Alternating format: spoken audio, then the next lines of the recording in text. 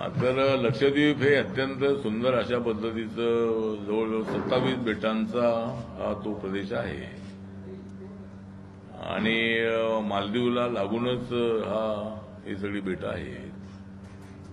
तर त्या ठिकाणी फक्त त्यातली पॉप्युलेशन ही 70,000 फक्त पॉप्युलेशन आहे आणि लोकसभेचा मतदारसंघ आहे तो फक्त 65,000चा आहे. त्या ठिकाणी 27 बेटं आहेत. त्याच्यामधल्या 10 बेटावरतीच त्या ठिकाणी लोक राहतात. पण बाकीची बेटं सुद्धा सुंदर आहेत, म्हणजे त्याच्या चोहोबाजूनी समुद्र आहे, अरबीचा समुद्र आहे. आणि त्या ठिकाणी माननीय प्रधानमंत्री 2 आणि 3 जानेवारीला तिथे जाऊन आले आणि सर्व देशभरामध्ये त्याची चर्चा झाली. एकतर मालदीवच्या मंत्र्यांनी प्रधानमंत्र्यांच्या विरोधामध्ये टिप्पणी केली आणि प्रधानमंत्री मालदीवला जाऊन आले होते ते काय मालदीवच्या विरोधामध्ये जाऊन आले होते असं नाही आहे. तर आपल्या देशाचा तो एक विभाग आहे आणि त्या ठिकाणचं टुरिझम वाढलं पाहिजे. त्या ठिकाणच्या ज्या समस्या आहेत त्या समस्या सोडवल्या पाहिजे. तर त्या ठिकाणी मी अनेक गावातल्या लोकांची भेटीगाठी माझ्या झाल्या आणि त्याच्यामध्ये एक तर ज्या काही जेटी आहे त्या जेटी लहान जेटी आहे. जर बाहेर जर जहाज आलं मुंबई, गोवा आणि कोची इथून जवळजवळ 15 लोकांना घेऊन जाणारी जहाजं त्या ठिकाणी येतात. पण येतात आणि लोकांचा मुक्काम हा त्या जहाजात असतो. जेवण सगळं त्यांचं जहाजात असतं. कारण त्या ठिकाणी टुरिझमची किंवा हॉटेल्स वगैरे इथणे अजिबात नाही आहेत. फक्त बंगाराम या ठिकाणी एक रिसॉर्ट आहे ज्या ठिकाणी प्रधानमंत्री थांबले होते. मी त्या ठिकाणी थांबलो होतो आणि त्या ठिकाणी जो स्कुबा नावाचं जे त्या ठिकाणी लोक याच्यामध्ये पोहतात तर प्रधानमंत्रीही त्या ठिकाणी पोहले होते. मी त्या ठिकाणी जाऊन पोहून आलो आणि मला ज्या तिथे अडचणी लक्षात आल्या की त्या ठिकाणी महागाई मोठ्या प्रमाणामध्ये आहे. कारण सगळे त्या ठिकाणी फक्त नारळ हेच त्या ठिकाणी येतात. भाजी सब्जी वगैरे अजिबात तिथं उगवत नाही आहे. दुसरी कुठली पिकं त्या ठिकाणी होत नाही आहेत. फक्त कोकोनट आणि मासेमारी हाच त्या ठिकाणी धंदा आहे.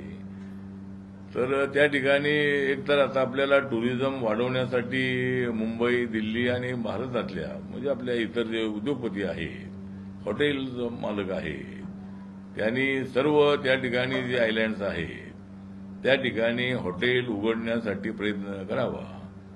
आता ताज ग्रुपला काहीतरी मान्यता दिलेली आहे. लीजवर त्यांना हॉटेलसाठी जमीन मिळू शकते आणि ज्या बेटावर लोक राहत नाही आहेत त्या ठिकाणी जर अशी हॉटेल इंडस्ट्री वगैरे वाढली तर कामगार आणि अशा पद्धतीची वस्ती त्या ठिकाणी वाढू शकेल आणि बाहेरून आलेल्या लोकांच्यासाठी सुद्धा त्याची व्यवस्था होऊ शकेल. मग त्या ठिकाणी मोठ्या प्रमाणामध्ये टुरिस्ट जाऊ शकतील. त्या ठिकाणी एकतर पिण्याच्या पाण्याचा प्रश्न आहे. कारण तिथं त्या बेटावर जरी बोर काढली तरी त्या बोरचं पाणी खारं असतं. त्यामुळे त्यांना पिण्याच्या पाण्याची मोठी अडचण आहे. त्या ठिकाणी जिथं लोकवस्ती आहे तिथं प्लॅन्ट लावलेले आहेत गव्हर्नमेंटच्या वतीनं आणि खारं पाणी गोडं करण्याच्या संबंधातला प्रोजेक्ट त्या ठिकाणी आहे. तर ते पाणी त्यांना प्यायला दिलं जातं. त्यानंतर एका बेटाकडून दुसऱ्या बेटाकडे जाण्यासाठी शिप शिवाय दुसरा मार्ग नाही. हेलिकॉप्टर आहे त्या ठिकाणी, पवन हंस हेलिकॉप्टर आहे. पण सगळ्यांना हेलिकॉप्टरने जाणं परवडणं अशक्य आहे. म्हणून जे लोकल शिप आहेत या बेटातून त्या बेटाकडे जाणारी त्या शिपची संख्या वाढवली पाहिजे अशी मागणी त्यांनी माझ्याकडे केलेली आहे. त्यानंतर जी मोठी जेटी आहे त्या मोठी जेटी जर 2-3 त्या ठिकाणी झाल्या तर बाहेरून येणारी जहाजं जी आहे ती त्या ठिकाणी लागू शकतील आणि मग त्यामधले जे टुरिस्ट आहे ते टुरिस्ट 1 दिवस 2 दिवस त्या भागामध्ये राहू शकतील. त्यामुळं तिथला टुरिझमचा बिझनेस त्या ठिकाणी वाढेल. तर अशा पद्धतीची त्यांची मागणी आहे. त्या ठिकाणी जे अगती एअरपोर्ट त्या ठिकाणी आहे ते एअरपोर्ट छोटं एअरपोर्ट आहे आणि कोचीवरून एकच विमान त्या ठिकाणी जातं आहे. कोचीवरून अगती एअरपोर्टला जाणारं एकच विमान आहे आणि ती विमान संख्या वाढवायची असेल तर एअरपोर्ट मोठं करण्याची तिथली मागणी आहे. त्यासाठी मी ज्योतिरादित्य शिंदे यांना भेटू, मी त्यांच्याकडे सगळा प्रस्ताव मी देणार आहे. आणि त्या ठिकाणी जर बोईंग वगैरे विमानं आली तर टुरिस्टना त्या ठिकाणी चांगली सुविधा होऊ शकेल. आणि मुंबईवरून डायरेक्ट त्या ठिकाणी जसं अंदमान निकोबारला पोर्ट ब्लेअरला मोठ्या प्रमाणामध्ये विमानं जातात. मुंबई, दिल्ली, नंतर मद्रास आहे, आपलं चेन्नई आहे, बेंगलोर आहे, हैदराबाद आहे, लखनौ आहे, अशा अनेक ठिकाणाहून तिथे विमानं जातात आणि रोज हजारोच्या संख्येने तिथे टुरिस्ट येतात. आणि त्या ठिकाणी हॉटेल इंडस्ट्री चांगल्या पद्धतीची आहे. तर तशा पद्धतीनं या भागाचा विकास करण्यासाठी प्रयत्न करणं अत्यंत आवश्यक आहे. त्या ठिकाणी आमची जी एलएमको कंपनी आहे माझ्या मंत्रालयाच्या अंतर्गत, त्यांनी दिव्यांगजनांना साहित्य वाटण्याचा कार्यक्रम ठेवला होता. त्या निमित्ताने मी पहिल्यांदाच त्या ठिकाणी गेलो आणि मी मालदीवला जाण्याचा विचार करत होतो. पण प्रधानमंत्र्यांच्या दौऱ्यानंतर जे काय मालदीवच्या लोकांनी काय मंत्र्यांनी जी टिप्पणी केली त्यामुळे आपण मालदीवचा दौरा रद्द करून आपण लक्षद्वीपच्या दौऱ्याकडे आम्ही गेलो आणि अत्यंत सुंदर अशा पद्धतीचा तो इलाका होता. तर या त्यांचे जे काही प्रश्न आहेत त्याच्यासाठी मंत्री म्हणून मी त्यांना आश्वासन दिलेलं आहे की आपल्याला मदत करण्याचा प्रयत्न नक्की आपण करणार आहोत. आणि त्या ठिकाणी जे नोकर आहेत ते सरकारी नोकर 4,000 पर्यंत आहे आणि बाकीची कुठली इंडस्ट्री नाही. आता हॉटेल फक्त मी सांगितलेलं ते फक्त आहे. जर हॉटेल्स वगैरे वाढले तर लोकांना रोजगारी मिळेल आणि त्या ठिकाणी एक चांगला विकास होण्यासाठी मदत होऊ शकेल. त्या ठिकाणी एक मिनिट,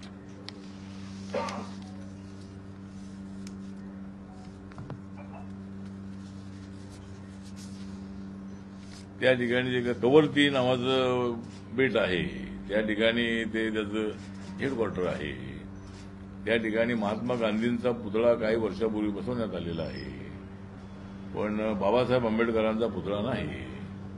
त्यामुळं लक्षद्वीपमध्ये कवरती या ठिकाणी बाबासाहेबांचा पुतळा बसवण्यासाठी मी ऍडमिनिस्ट्रेटरचे ऍडवायझर आणि त्या ठिकाणी जे कलेक्टर आहे त्यांच्याशी चर्चा केलेली आहे आणि त्यांनी पुतळ्यासाठी जागा उपलब्ध करून देण्याचं मान्य केलेलं आहे आणि मी पुतळा उपलब्ध करून देण्याचं मान्य केलेलं आहे.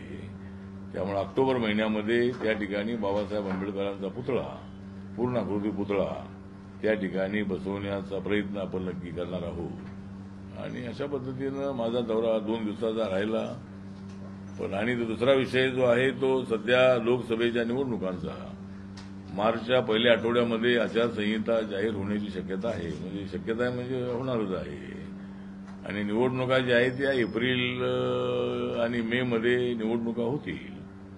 त्यामुळे या निवडणुकांमध्ये नरेंद्र मोदींच्या नेतृत्वाखाली नक्कीच आम्ही 400 जागा जिंकू. कारण मागच्या 2019च्या निवडणुकीमध्ये बीजेपीला 303 जागा मिळाल्या होत्या आणि त्या अगोदर 5 राज्यामध्ये जे राजस्थान, मध्य प्रदेश आणि छत्तीसगड, तेलंगणा आणि मिझोराम या 5 राज्यामध्ये बीजेपीचं सरकार नव्हतं. तरी सुद्धा नरेंद्र मोदींच्या नेतृत्वाखाली बीजेपीला त्या ठिकाणी 303 जागा मिळाल्या होत्या आणि बाकी इंडियाच्या जागा होत्या अशा जागा 350 पेक्षा ज्या जागा मिळाल्या होत्या.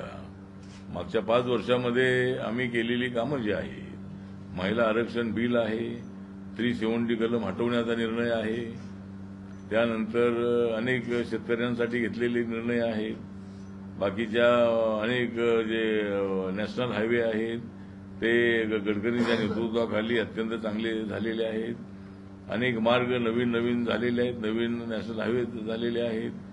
जनधन योजना आहे, 51 कोटी लोकांना त्याचे अकाउंट उघडण्यात आलेले आहेत.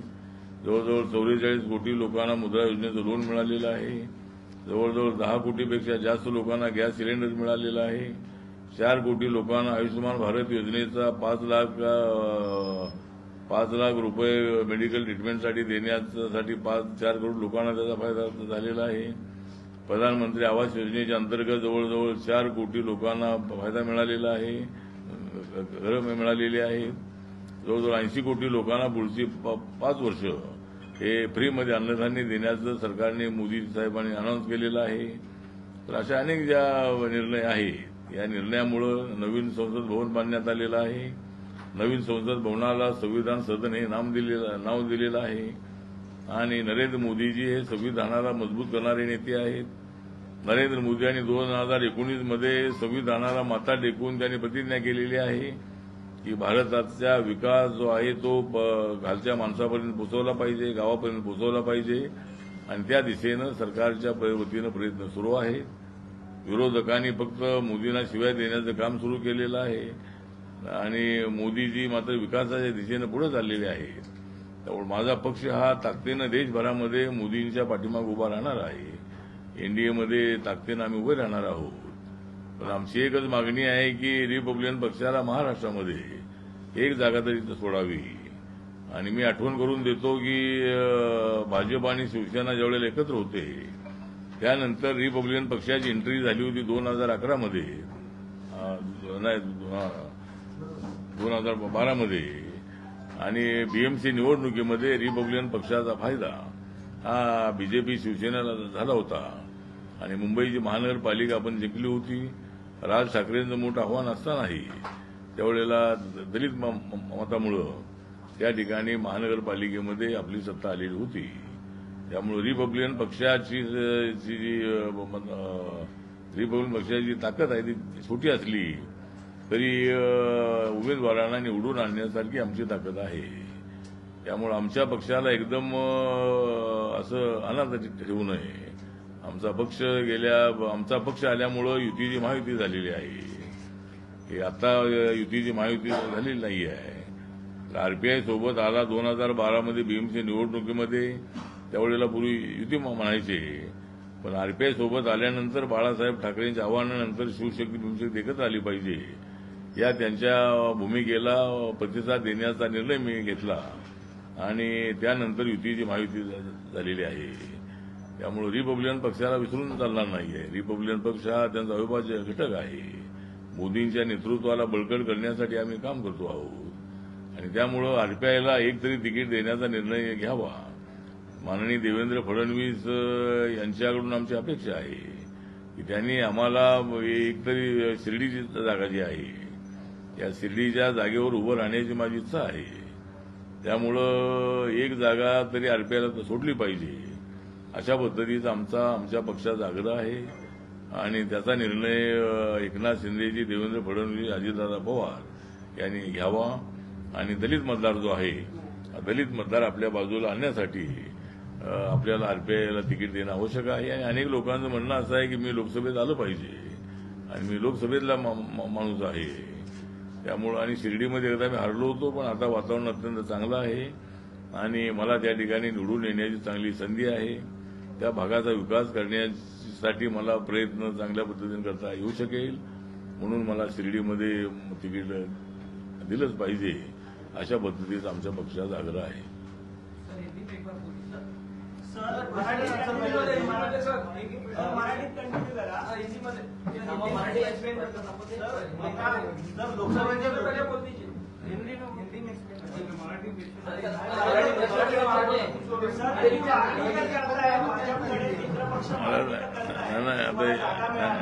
नाही हिंदीमध्ये नाही हिंदीच सांगतो थोडं आणि मग प्रश्न विचारा. तो मैं लक्षद्वीप का 2 दिन का दौरा करके मैं आया हूँ और लक्षद्वीप बहुत ही सुंदर प्लेस है. जिस तरह मालदीव भी अनेक बेटों का मालदीव है, उसी तरह लक्षद्वीप भी बहुत सुंदर है. 2 और 3 जनवरी को माननीय प्रधानमंत्री नरेंद्र मोदी जी वहां जाकर आए और उसके बाद मैंने निर्णय लिया कि मुझे मालदीव जाना था.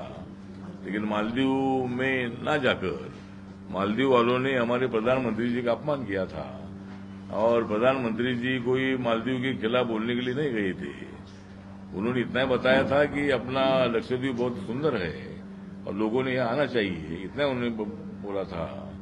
लेकिन वहां के मंत्रियों ने गलत टिप्पणी करके बाद में उन्होंने माफी मांगी तो ठीक है, लेकिन लक्षद्वीप तो हमारे इंडिया के सबसे ज्यादा 80-90% जो टूरिस्ट है, इंडिया के टूरिस्ट वहाँ मालदीव में जाते थे, उस पर उनकी इकोनॉमी डेवलप होती थी, लेकिन उन्होंने गलती की।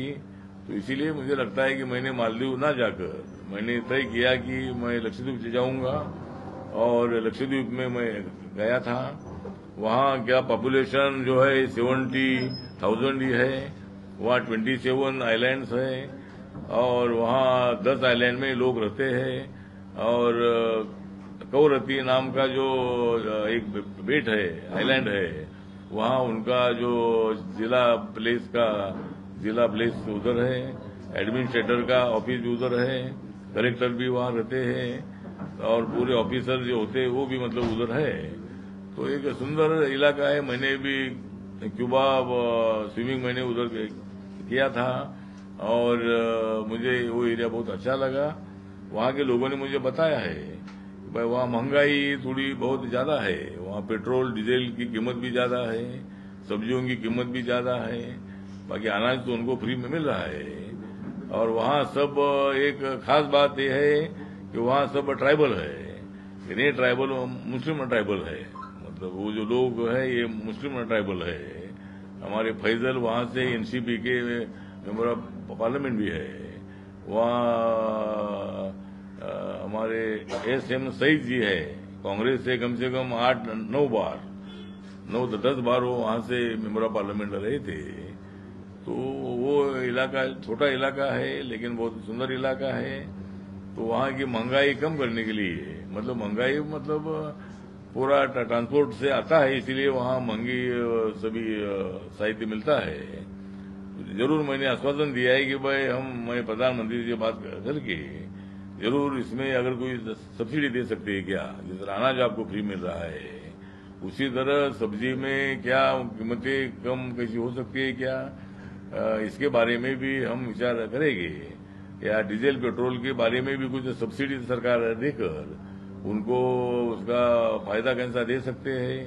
गैस सिलेंडर भी वहाँ यहाँ 900 रुपये है लेकिन वहाँ कुछ 1600 रुपये में मिलता है, तो ये उनको बहुत बड़ी तकलीफ है। तो इसीलिए हमने आश्वासन दिया है कि भाई भारत सरकार जरूर विचार करेगी।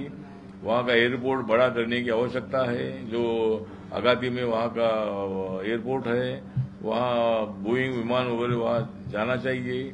और जो होटल इंडस्ट्री है उन्होंने भी मतलब हर आइलैंड में अगर वो होटल रिसोर्ट वगैरह डालते हैं, रेस्टोरेंट डालते हैं, तो वहाँ की बस्ती बढ़ जाएगी और वहाँ का टूरिज्म भी अच्छा बढ़ेगा।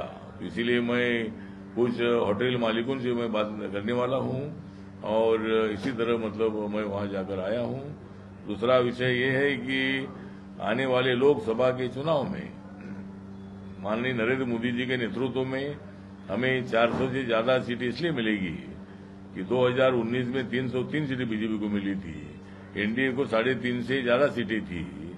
तो इस वक्त हमने नारा दिया है कि भाई अब की बार 400 पार और कांग्रेस की और इंडिया आघाड़ी की हो जाएगी हार। तो ये नारा हमारा है और वो इंडिया आघाड़ी वाली कितनी भी कोशिश करे लेकिन वो एकदम अहंकार से भरे हुए हैं। बहुत उनको गुस्सा है नरेंद्र मोदी जी के बारे में, उनका मुंह देखना नहीं चाहते वो। तो ये बहुत ही गालियां उनको दे रहे हैं, नीच है, ये है, वो है। तो इसी तरह मुझे लगता है कि इनका काम चल रहा है। इसीलिए जनता हमारे साथ है और हम 400 से ज्यादा सीटें चुनकर लाएंगे एनडीए और बीजेपी 370 तक सीटें जीत सकती है। जिस तरह हमने 370 आर्टिकल हटाए हैं जम्मू कश्मीर से और वहाँ तिरंगा झंडा लग रहा है, वहाँ मतलब जो आतंकवाद था बहुत बड़ा खत्म हो चुका है। बहुत सारे दुनिया भर के टूरिस्ट, इंडिया के टूरिस्ट वहाँ जा रहे हैं। पहले उनको बहुत डर रहता था लेकिन अभी नहीं डर है। 370 हटाने के बाद आर्मी को पूरी अधिकार में मिल गए है। इसीलिए बहुत सारे काम हमने किए हैं। महिला आरक्षण बिल हो, किसानों के लिए भी कई निर्णय हमने लिए हैं। अभी भी किसान आंदोलन चल रहा है, उनको हमारा निवेदन है सरकार जरूर पॉजिटिव विचार करेगी और एमएसपी में बढ़ोतरी करने के बारे में जरूर सरकार पॉजिटिव है। जल्दी जल्दी इनका आंदोलन खत्म हो ऐसी हमारी अपेक्षा है, लेकिन किसानों ने भी सहयोग करने की आवश्यकता है। तो इसी तरह वो एक विषय है। और दूसरा विषय है आरपीआई को एक टिकट मिलनी चाहिए। शिरडी से मैं लड़ना चाहता हूं, मैं पार्टी का नेशनल प्रेसिडेंट भी हूं, मेरी पार्टी हर राज्य में काम करती है। अंडमान निकोबार में भी बहुत जल्द आरपीआई की स्थापना हो रही है। अंडमान निकोबार में आरपीआई की स्थापना हो चुकी है 6 महीना पहले, और अभी लक्षद्वीप में भी 1-2 महीने में आरपीआई की स्थापना होने वाली है। तो हर राज्य में आरपीआई है। नागालैंड में हमारे 2 एमएलए हैं। तो इसी तरह मुझे लगता है कि आरपीआई को महाराष्ट्र में 1 सीट मिलनी चाहिए, यूपी में 1 सीट मिलनी चाहिए। इसी तरह की हमारी मांग है। और मेरा आग्रह है कि भाई हमें टिकट देने के बारे में माननीय देवेंद्र फडणवीस जी ने थोड़ा ध्यान देने की आवश्यकता है। मैं तो ऊपर अमित शाह जी और जेपी नड्डा जी को मैं मिला हूं और उनको भी मैंने मेरी भूमिका उनके सामने रखी है। तो महाराष्ट्र में आरपीआई को एक टिकट भी नहीं मिलेगी तो संदेश अच्छा नहीं जाएगा। तो आरपीआई को 1 सीट मिलनी चाहिए। और आरपीआई महायुति में है, इसका ध्यान भी मतलब ये 3 पार्टी के लोगों ने रखना चाहिए। खाली 3 पार्टी की सरकार है, 3 पार्टी की सरकार है, इसी तरह की भूमिका लेना ठीक नहीं है। इससे हमारे समाज में नाराजगी पैदा होती है कि भाई आरपीआई इसमें है कि नहीं है।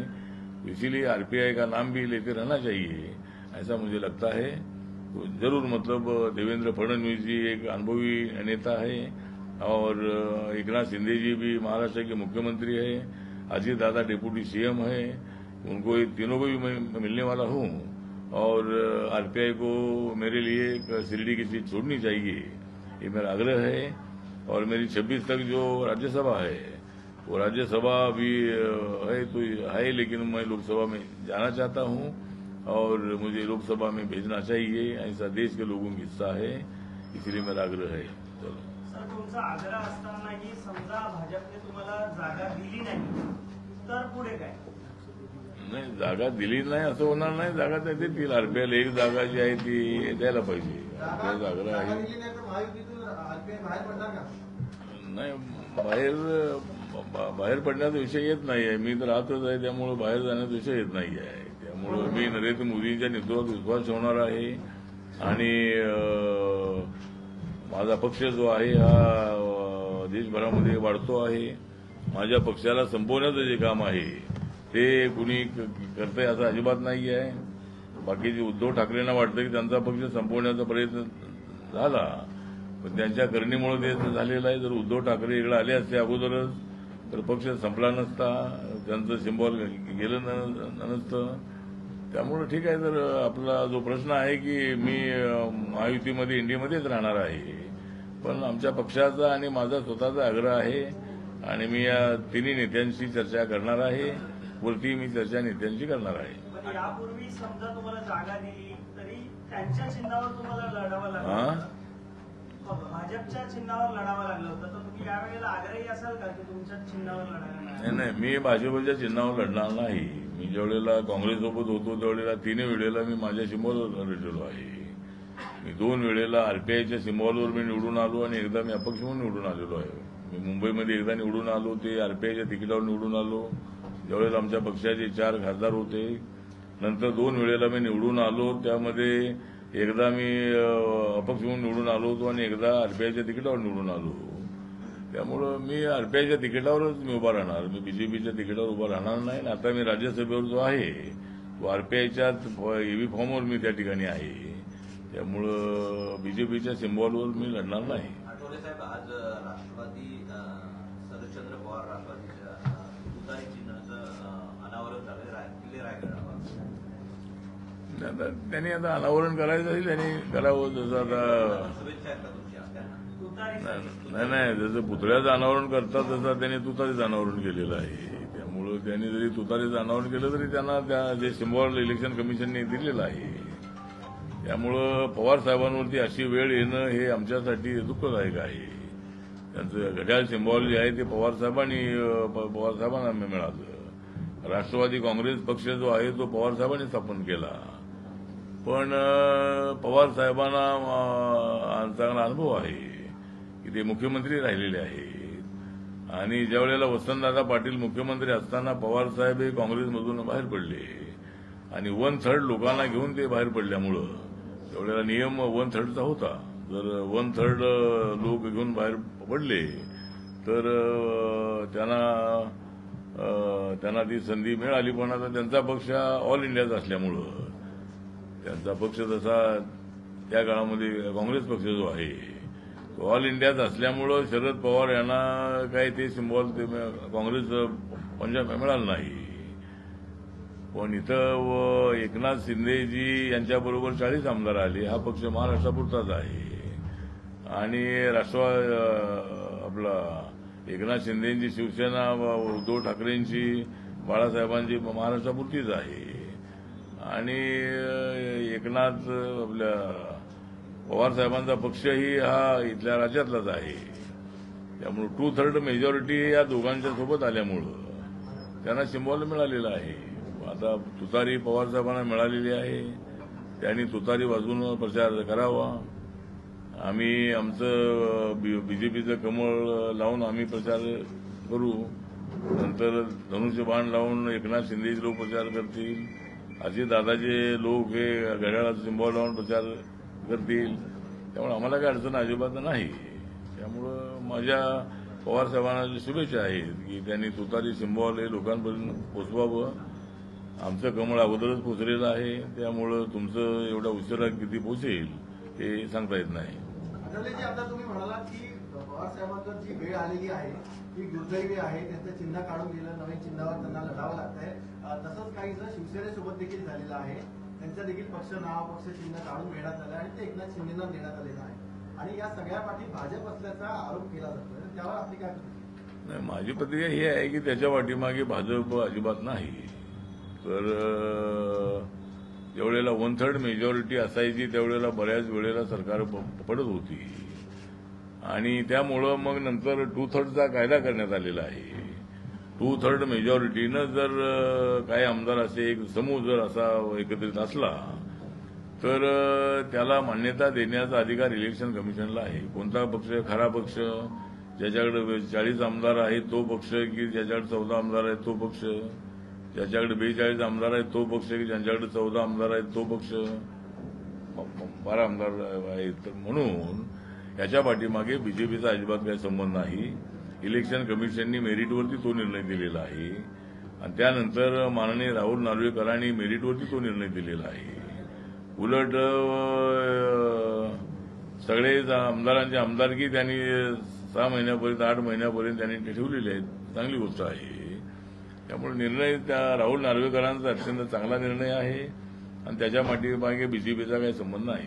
जागा मिळावी यासाठी तुम्ही आग्रही आहात, मात्र जागा नाही मिळाली तरी युतीतून बाहेर पडणार नाही असं देखील नाही. नक्की करणार तरी काय आहात? समजा जागा मिळाली नाही तर? नाही, जागा मिळाली नाही, जागा मिळणार आहे. जागा मिळणार नाही. सर, आपकी बात 405 ची घोषणा होतीये, तेवढं सहज शक्य आहे का?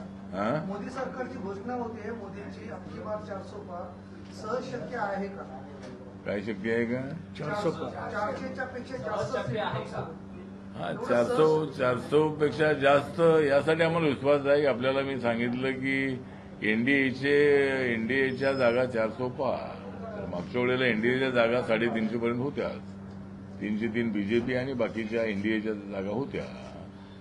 तर आता 400 पार म्हणजे 40-50 जागा वाढवण्याचीच आमची घोषणा आहे आणि मागच्या 5 वर्षापेक्षा या 5 वर्षातले निर्णय मोठे निर्णय झालेले आहेत. महिलांना आरक्षण देण्याचा निर्णय झाल्यामुळे महिला खुश आहेत आणि अनेक निर्णय झाले. मी अगोदरही सांगितलं 370 आर्टिकल हटवण्याचा निर्णय जम्मू काश्मीरमध्ये चांगला आहे आणि अनेक आता माझ्या मंत्रालयाचं बजेट जे आहे ते 1,59,000 कोटीच आहे आमचं सोशल जस्टिसचं. त्यामुळे सर्व घटकांना न्याय देण्याची त्यांची भूमिका, नॅशनल हायवे अत्यंत चांगले सुंदर बनवण्याचा त्यांचा निर्णय, 80 करोड लोकांना फ्रीमध्ये धान्य 5 वर्ष देण्याचा निर्णय आणि जनधन योजना, आवास योजना, उज्ज्वला योजना, आयुष्यमान भारत योजना अशा सगळ्या योजनांचा फायदा लोकांपर्यंत पोहोचलेला आहे. त्यानंतरचा दुसरा एक निर्णय आहे तो 10% लोकांना आरक्षण देण्याचा. 10% लोकांना इकॉनॉमी विकर सेक्शन जो आहे त्या इकॉनॉमी विकर सेक्शनला 10% आरक्षण देण्याचा निर्णय आम्ही घेतलेला आहे आणि आता महाराष्ट्रामध्येही मराठा समाजाला आरक्षण देण्याचा निर्णय झालेला आहे. 10% स्वतंत्र आरक्षण देण्याचा अभिनंदनीय निर्णय आहे. त्यामुळं मनोज जरांगे पाटील यांनी आपलं आंदोलन थांबवावं आणि मराठा समाजाला आता न्याय मिळालेला आहे. त्यामुळं मनोज जरांगे पाटील यांना माझा पूर्ण पाठिंबा राहिलेला आहे आणि अजूनही त्यांना आपला पाठिंबा आहे. ते अत्यंत चांगले चाणक्य नेते आहेत. अत्यंत चांगली भूमिका ते मांडतायत. एका ग्रामीण भागातून आल्यानंतर इथे मराठा समाजासाठी त्यांनी फार मोठं काम केलेलं आहे. मराठा समाजाला खडबडून जागं करण्याचं काम त्यांनी अनेक वर्षांनंतर जे नेते झाले त्या नेत्यांमध्ये जरांगे पाटील हे सगळ्यात नंबर 1ला आहे आणि त्यांनी मराठा समाजाला खडबडून जागं केलेलं आहे. पण वयोवृद्ध लोकांना उपोषण करायला लावू नये आणि आता उपोषणाची आणि रस्ता रोकोची आवश्यकता नाही आहे. एकदा सरकारने जाहीर केलेलं आहे त्याप्रमाणे त्याचं इम्प्लिमेंटेशन होणारच आहे आणि म्हणून त्यांनी थोडं सरकारला सहकार्य करावं अशी माझी भूमिका आहे. सर, महायुतीमध्ये बाहेरच्या नेत्यांची संख्या वाढते. आता अशोक चव्हाणांना देखील राज्यसभेवर पाठवण्यात आलं. मनसे देखील भाजपच्या संपर्कात आहे. तर बाकीच्यांसोबत युती होते पण आरपीआय सोबत दुजाभाव होतो असं वाटतं का आपल्याला? नाही, आरपीआय सोबत म्हणजे आम्ही काही फार जागा मागतोय असं नाहीये. आरपीआयला एकच जागा हवी आहे, त्याचा विचार करावा. अजून काही चर्चा तशी झालेली नाही आहे. त्यामुळे आरपीआयला दुजाभाव वगैरे मिळतो असं काही तर नाही आहे. आरपीआयला सन्मान मिळतो आहे. माझे मोदींशी अत्यंत चांगले संबंध आहेत. सगळ्यांशी माझे अनेक वेळेला भेट होत असते. पण महाराष्ट्रामधल्या नेत्यांनी मात्र थोडं आमच्या कार्यकर्त्यांना लक्षात ठेवलं पाहिजे. सरकार आपल्या दारी जाते त्यावेळेला आम्हाला घेऊन त्यांच्या दारी जा. तुम्ही चाललेलेच आहात पण आमच्या पक्षाच्या लोकांना तिथं कळलं पाहिजे. आमच्या पक्षाचे निळे झेंडे त्या ठिकाणी लागले पाहिजे. तर थोडं त्यांनी या गोष्टी लक्षात ठेवल्या पाहिजे. त्यामुळं मला असं वाटतं की माझे सगळ्या नेत्यांचे संबंध चांगले आहेत. पण आता ते मोठे पक्ष असल्यामुळं त्या ठिकाणी 3च पक्षाचं सरकार असं ते म्हणतात. पण त्याला 4थ्या पायाची आवश्यकता आहे. तो 4था पाय म्हणजे आरपीआयचा आहे. गाडी लवकर पुढे जायची असेल तर 4 व्हीलरला घेऊन पुढे गेलं पाहिजे. ऑटो रिक्षाने जाऊन काही लवकर आपण पोहोचणार नाही आहे. त्यासाठी आरपीआय हा त्यांच्यावर विश्वास ठेवणारा पक्ष आहे. छोटा पक्ष आहे. आमच्या पक्षाचे फार आमदार नाही आहेत. पण आमचे 2 आमदार जे आहेत ते आम्हाला ज्या 5 जागा दिल्या होत्या त्या 5 जागापैकी सिम्बॉल आमच्याकडे नसल्यामुळं आम्ही आमच्या 2 उमेदवारांना कमळ हे सिम्बॉल दिलं होतं. त्यामुळे 2 आमदार आमच्या पक्षाचे त्यांच्या 105 मध्ये आहे आणि आम्हाला काही ते डावलतायत असं नाही आहे. पण थोडा सिरियसली विचार त्यांनी करावा असं आमचं म्हणणं आहे. नमस्कार. शेवटी देणार असं फडणवीसांनी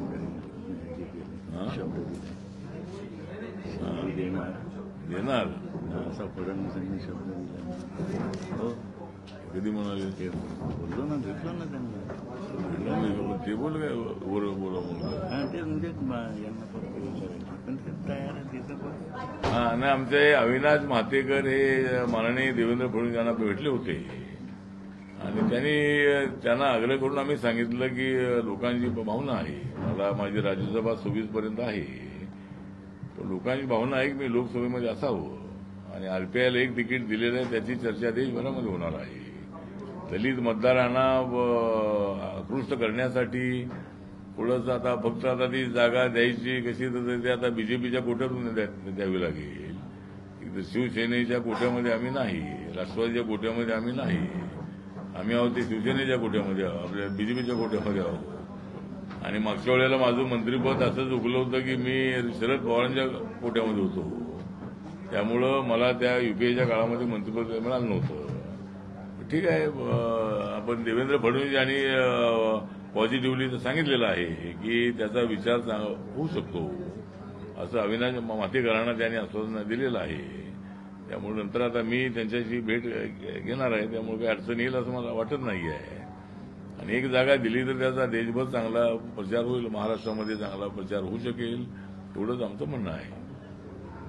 चला ठीक आहे. चला सर, पालिकेचा एक शेवटचा प्रश्न घ्या ना. शेवटचा घ्या. पालिकेमध्ये जे सफाईची कामं चालतात तर स्वच्छ मुंबई प्रबोधन अभियान आहे. त्या अभियानाच्या अंतर्गत काम करणाऱ्या विविध अशा सामाजिक संस्था आहेत महिलांच्या संस्था आहेत त्यात कार्यरत असणाऱ्या 10,400 स्वयंसेवकांवरती पालिकेच्या मनमानी कारभारामुळे बेरोजगारीची कुऱ्हाड कोसळते. तर त्यांच्या पाठी आपण कशी उभे राहणार आहोत? पालिकेला या संदर्भात जाब विचारणार आहात का? 200 कोटीचं जे काम आहे ते 1200 कोटीपेक्षा जास्त झालेलं आहे. त्यांनी टेंडर पण काढलंय मुंबई महानगरपालिकेने. नाही तर त्यासाठी मी आता कामगारांची जर मला डिटेल माहिती मिळाली तर आतापर्यंत काय मला विषय माहिती नाही, पण जे जे विषय माझ्यासमोर येतात त्याची शहानिशा करू, आपण त्यांना मदत करण्याचा प्रयत्न करतो. तर 10,000 कामगारांना जर नोकरीवरून जर त्यांच्या नोकरीवर कुऱ्हाड कोसळणार असेल तर नक्की मी त्यामध्ये लक्ष घालेन आणि मुख्यमंत्री उपमुख्यमंत्र्यांना बोलून त्या कामगारांना कसा नाही देता येऊ शकेल त्याचा नक्की मी विचार करेन. फक्त मी त्यांच्याशी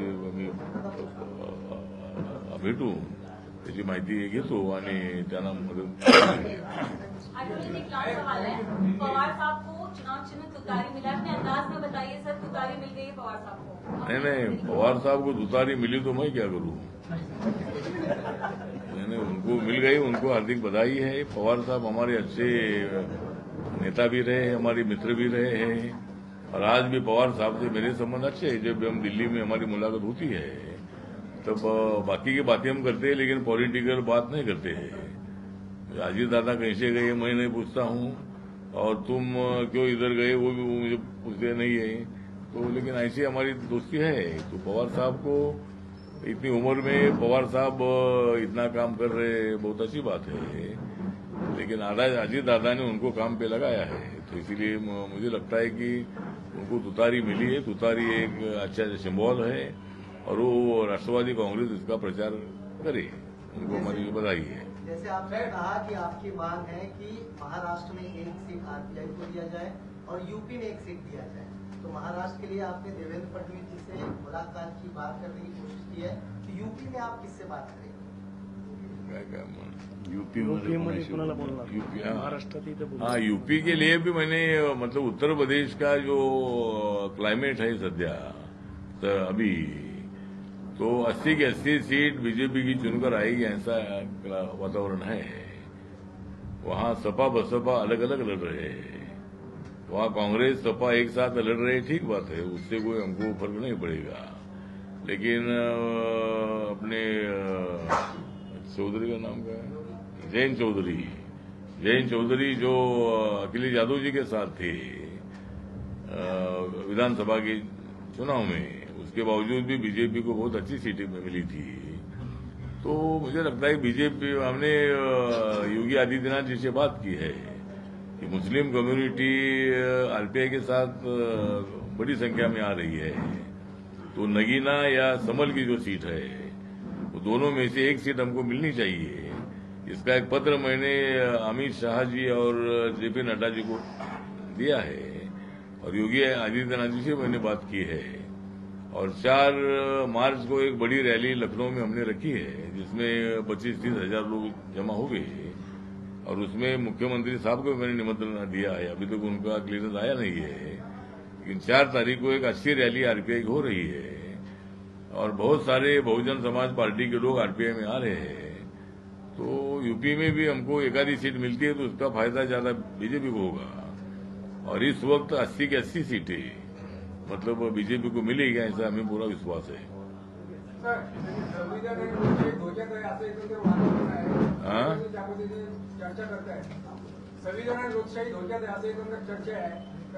तर मला वाटतं की संविधान धोक्यामध्ये नसून काँग्रेस पक्ष धोक्यामध्ये आहे, राष्ट्रवादी काँग्रेस पक्ष धोक्यामध्ये आहे, उद्धव ठाकरेंची शिवसेना धोक्यामध्ये आहे.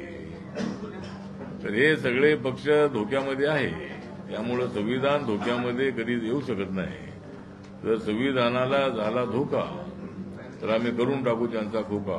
तर संविधानाला असा धक्का लागू शकत नाही. आणि नरेंद्र मोदी यांनी 2019 मध्ये संविधानाला माथा टेकून शपथ घेतलेली आहे. नरेंद्र मोदी यांनी नव्या संसद भवनाला संविधान सदन हे नाव दिलेलं आहे. नरेंद्र मोदी यांनी बाबासाहेबांच्या अनेक स्मारकाची कामं पूर्ण केलेली आहेत. मुंबईमध्ये 3,700 कोटी रुपये किमतीची इंदू मिलची जागा ही बाबासाहेबांच्या स्मारकाला दिलेली आहे. आणि त्या ठिकाणी 350 फुटाचा आणि 100 फुटाचं फाउंडेशन असा 450 फुटाचा भव्य पुतळा तिथं उभा राहणार आहे. जवळजवळ 4-4.25 लाख स्क्वेअर फीटाचं बांधकाम त्या ठिकाणी होणार आहे आणि अत्यंत सुंदर असं वर्ल्ड मधलं अत्यंत भव्य दिव्य स्मारक त्या ठिकाणी होणार आहे. तर अनेक कामं नरेंद्र मोदींनी केलेली आहेत. त्यामुळं बाबासाहेबांनी दिलेलं संविधान म्हणजे सर्व धर्म समभाव. ज्या काँग्रेस पार्टीला माझा सवाल आहे की त्यांचा एक कोण अमेरिकावाला साम पित्रोदा हे अमेरिकेमध्ये राहतात, मोठे विचारवंत आहेत आणि ते काँग्रेसला सपोर्ट करणारे आहेत. त्यांनी मध्यंतरी एक ट्विट केलं की संविधानामध्ये बाबासाहेब आंबेडकरांच्या पेक्षा पंडित जवाहरलाल नेहरूंचा ज्यादा रोल आहे किंवा ज्यादा त्यांचं काम त्यामध्ये आहे. पण संविधानाचं नाव घेतलं की बाबासाहेबांचं नाव येतं. ड्राफ्टिंग कमिटीचे चेअरमन म्हणून बाबासाहेबांनी खस्ता खाल्ल्या.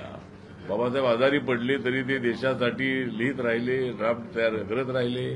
त्यांनी आपली भूमिका अनेक वेळेला संसदेमध्ये संविधान सभेमध्ये मांडली आणि ड्राफ्ट ज्यावेळेला 26 नोव्हेंबर 1949 त्यांनी दिला पंडित जवाहरलाल नेहरू आणि डॉक्टर राजेंद्र प्रसाद यांना, तर त्यांच्या तोंडातून उद्गार निघाले होते की डॉक्टर आंबेडकर आप ही संविधान के सही आर्किटेक्ट है.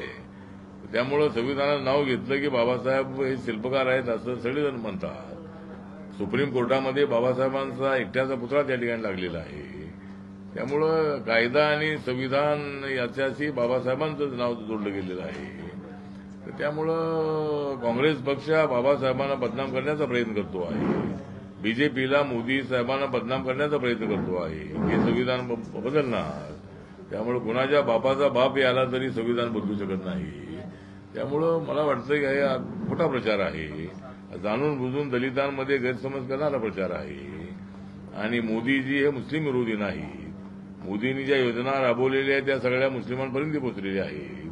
त्यामध्ये मुस्लिमांना त्याचा फायदा नको असं कुठंही असा JR मध्ये कुठं उल्लेख नाही.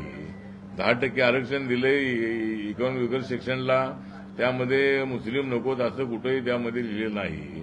त्या कॅटेगरीमध्ये बसलेल्या सर्वांना त्याचा फायदा होतो आहे. त्यामुळं आम्ही मुस्लिमांच्या विरोधात नाही आहे, आरपीआय नाहीच नाही आहे. पण नरेंद्र मोदीजी अजिबात मुस्लिमांच्या विरोधामध्ये नाहीत. त्यामुळे काँग्रेसवाले फक्त भडकवण्याचा प्रयत्न करत आहेत. लोकशाही मराठी ऐका, पहा, जागरूक रहा.